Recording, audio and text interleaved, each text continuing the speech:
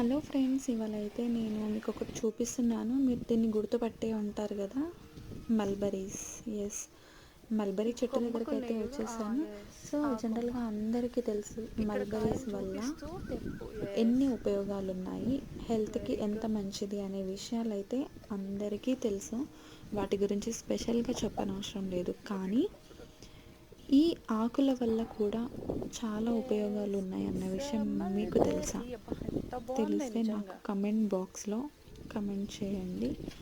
At the same time నాకు తెలిసిన ఒక విషయాన్ని నేను మీతో అయితే షేర్ చేసుకుందాం అనుకుంటున్నాను ఫ్రెండ్స్.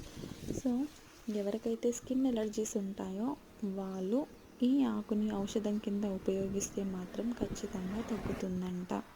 సో ఈ విధంగా కూడా ఔషధం కింద వాడతారంట. సో నాకైతే తెలీదు, నేను ఫస్ట్ టైం తెలుసుకున్నాను. ఆ విషయాన్ని మీతో షేర్ చేసుకుంటున్నాను. వీడియో నచ్చితే లైక్ చేయండి, షేర్ చేయండి, సబ్స్క్రైబ్ చేయండి.